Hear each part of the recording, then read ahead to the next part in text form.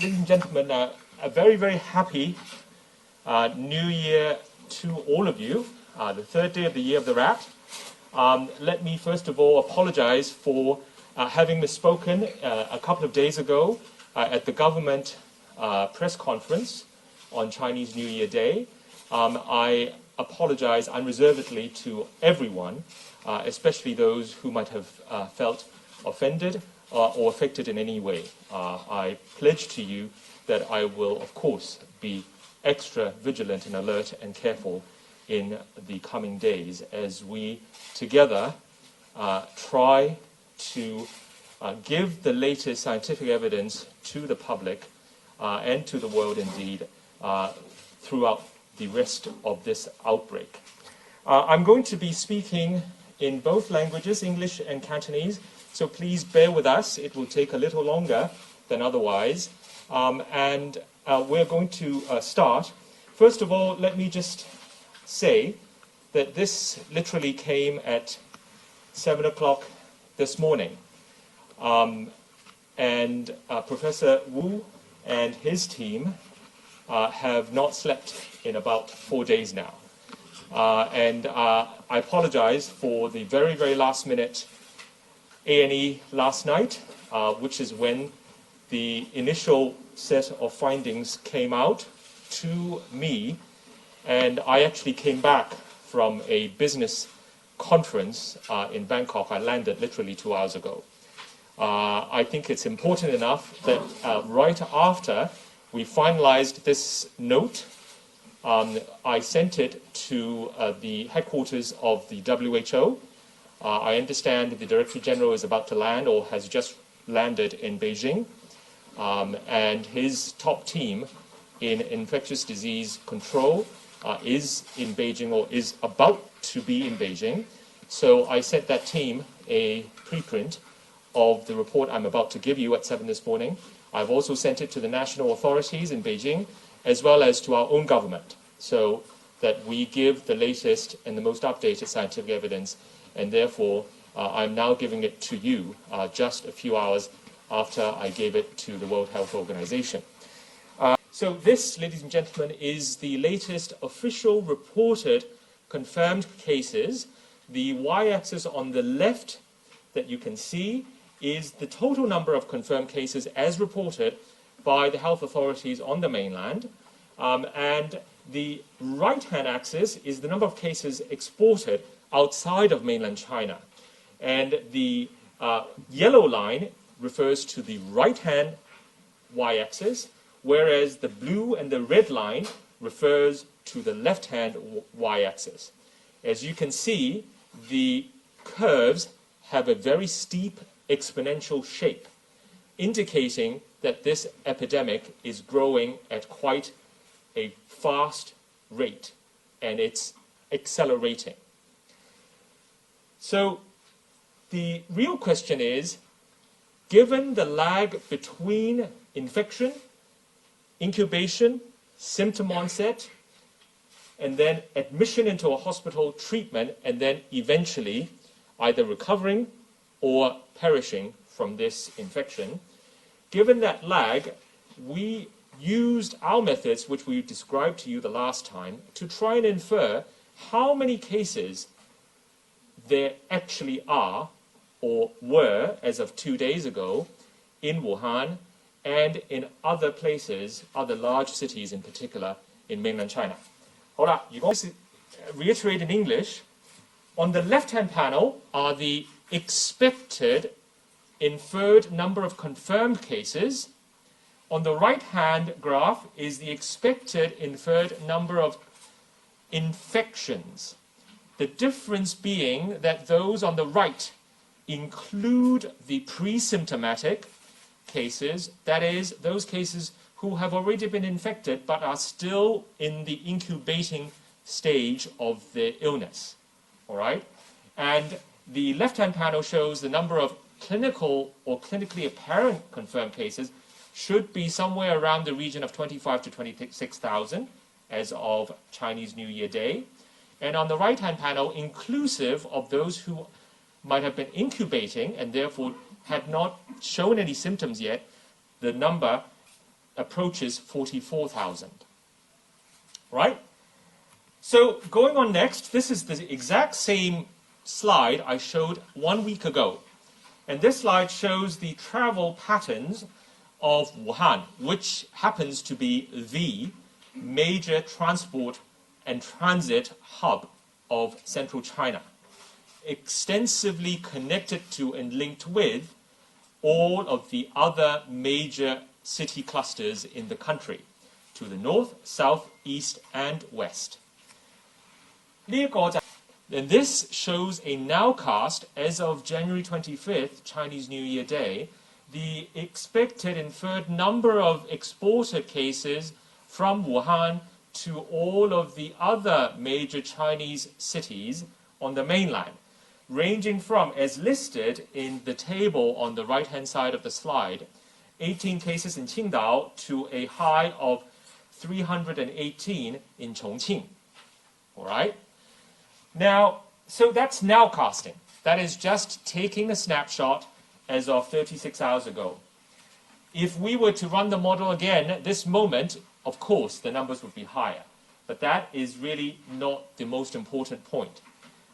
If we take those numbers then, and we do a forecast, the forecast is, number one, big question.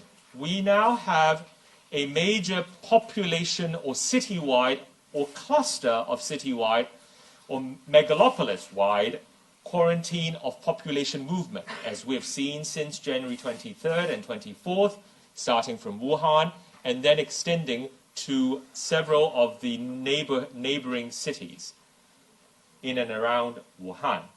Now, what we did was to do two scenarios. The upper panel shows that if there had not been such a population quarantine, and the lower panel shows that there is such a population quarantine.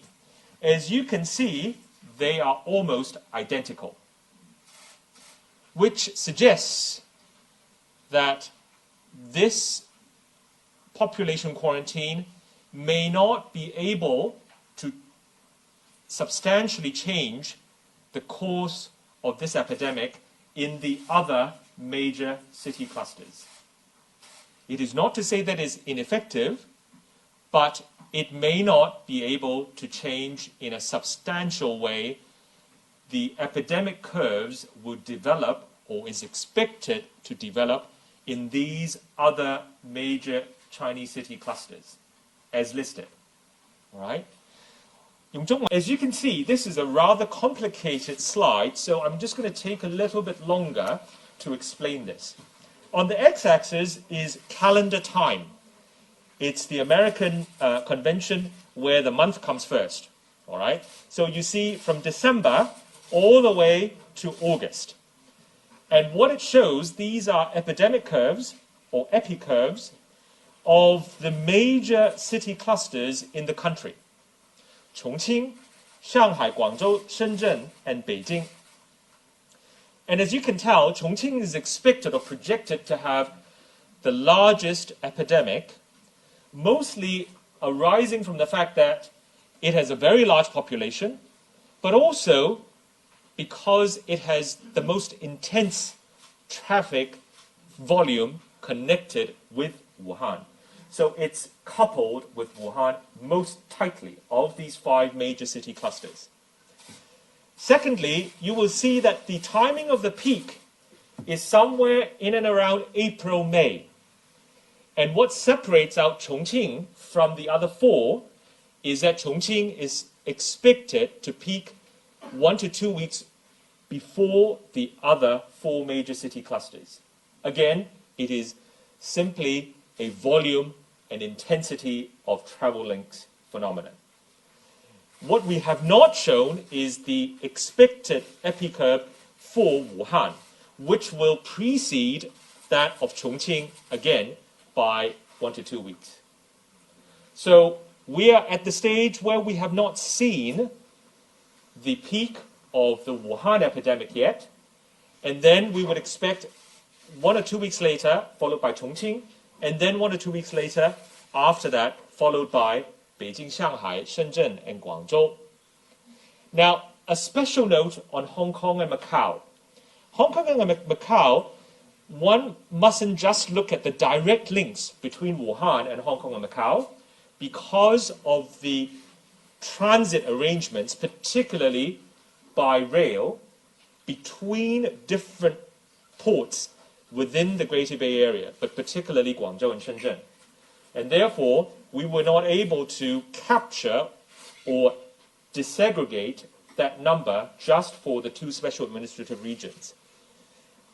So this is the slide that is most complicated. That is why I wanted to spend a lot of time on it. Now, the only remaining element that I have not addressed is up at the top, the two lines of text. So what this graph implies is that in addition to Wuhan, we are expecting to see epicenters of self-sustained or self-sustaining epidemics in these other major city clusters on the mainland. That is, they will not just be exported cases from Wuhan. That the exported seeds will most likely actually start a local epidemic. All right? That is what these epicurves actually mean. The question is, can this be contained within the mainland of China? And given that the four, Beijing, Shanghai, Guangzhou, and Shenzhen city clusters, they account for 53% of all international travel in the country, and 70% of all international air travel outside of Asia originating from mainland China, it is highly likely that if and when they develop their own self-sustaining epidemic, they in turn will go on and seed other major ports as a destination if they were the origin. Okay? Conclusion that we draw from this set of analysis, and that is why it is important that we break this news to you literally on the same day, several hours after we have submitted to the WHO and to our government. The 2019 novel coronavirus epidemic that started in Wuhan, maybe it is not a prediction, but it is in preparation as a precautionary principle. As a precautionary principle, we have to be prepared that this particular epidemic may be about to become a global epidemic. This is not a certainty by any stretch of the imagination, but there is a not weak, or there is not insubstantial probability that this might happen. And therefore, we must prepare better for it. Secondly, it is quite clear that there is already self-sustaining human-to-human spread in quite a number of major Chinese cities. Whether these self-sustaining chains of transmission will be sufficient to spark their own local epidemics, i.e. generate their own local cases over and above what they may be receiving from Wuhan as exported cases. And if that happens, then because we have got at least 4 major city clusters around the country, north, south, east, and west, that have extensive links with the rest of the world's ports, then the chances of seeding sufficient numbers in overseas ports and cities such that they would generate their own local epidemics is not trivial. Again, let me emphasize, it is not a prediction. It is not certain, but these findings makes us concerned enough to alert the authorities and to alert the public so that there is not a sense of uncertain panic, but that we are all kept informed by the evidence, by the science as it develops. But as a precautionary public health principle, it remains incumbent upon us to prepare for that possibility, because that possibility is not trivial. Third, if we want and if we wish and desire to change the course of those epidemic curves that I presented, then we are looking at substantial, draconian measures limiting population mobility that should be taken sooner rather than later.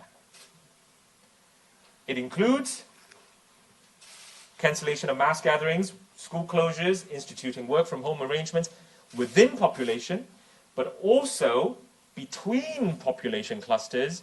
How do we reduce population mobility? And substantial draconian measures may need to be taken. Should containment fail, that is, if the containment strategy turns out not to work and local transmission is established, mitigation measures during previous major outbreaks like SARS, MERS, or pandemic influenza could come off the shelf again and serve as a useful reference template for public health authorities. And those regions or cities or ports with the closest travel links with the major Chinese ports, as I've outlined, they probably would be well advised to look at their preparedness plans and should ready them logistically for deployment at short notice. 用中文講一講。